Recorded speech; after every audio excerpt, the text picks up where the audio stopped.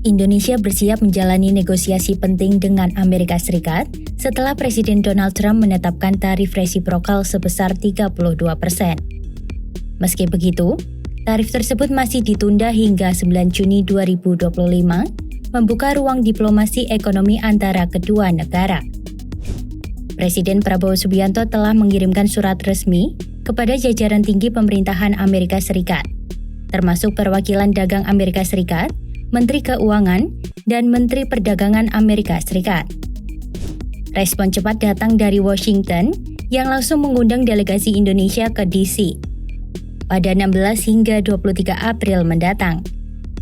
Menko Perekonomian Erlangga Hartarto menyebut, Indonesia sudah mempersiapkan strategi lengkap untuk menekan dampak tarif tersebut. Pemerintah juga menyiapkan dokumen non-paper untuk bahan negosiasi.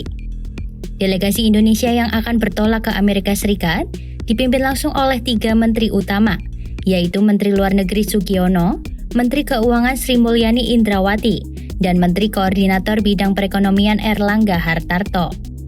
Ketiganya akan didampingi oleh Wakil Menteri Luar Negeri Armanata Nasir, Wakil Menteri Keuangan Thomas Ciwandono, serta Wakil Ketua Dewan Ekonomi Nasional Mari Elka Pangestu.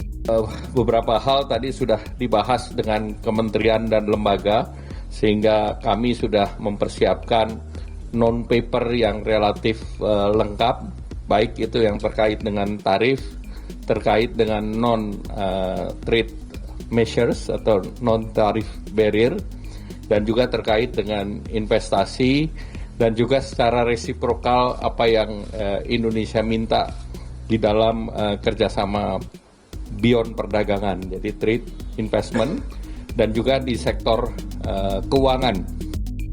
Lalu, apa saja strategi yang akan dibawa oleh pemerintah Indonesia dalam perundingan ini?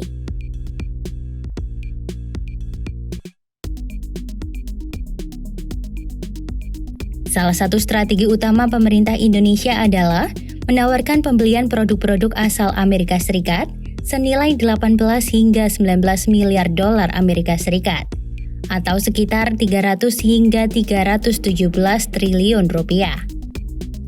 Langkah ini diambil untuk membantu menyeimbangkan neraca perdagangan kedua negara yang selama ini mengalami surplus di pihak Indonesia. Erlangga menjelaskan, pembelian akan disesuaikan dengan kebutuhan dalam negeri dan tidak selalu dalam bentuk impor langsung. Rencana daripada Indonesia untuk mengkompensasikan delta daripada ekspor dan impor yang besarannya 18-19 miliar dolar.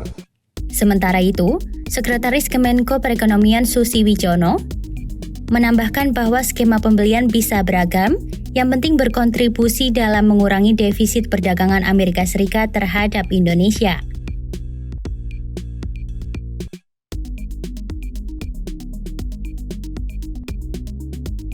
Strategi lainnya adalah mendorong perusahaan-perusahaan Indonesia untuk berinvestasi langsung di Amerika. Selain membuka peluang bisnis baru, langkah ini diharapkan bisa meredakan tensi dagang, sekaligus memperkuat kerjasama ekonomi jangka panjang. Nama-nama perusahaan yang akan berinvestasi masih dirahasiakan, menunggu hasil pembicaraan lebih lanjut di Washington. Dan secara teknis juga Indonesia juga akan ada selain mengundang investasi Amerika di Indonesia, Indonesia juga akan ada perusahaan yang akan invest di Amerika. Sehingga seluruhnya tentu tergantung daripada pembicaraan nanti. Selain dua strategi utama tadi, Indonesia juga akan membawa isu-isu lain seperti tarif, hambatan non-tarif, serta kerjasama sektor keuangan dan perdagangan. Erlangga menegaskan, Indonesia termasuk negara pertama yang mendapat kesempatan berdialog langsung dengan Washington, dan pemerintah menaruh harapan besar agar negosiasi ini bisa mencegah tarif diberlakukan, sekaligus memperkuat hubungan dagang bilateral.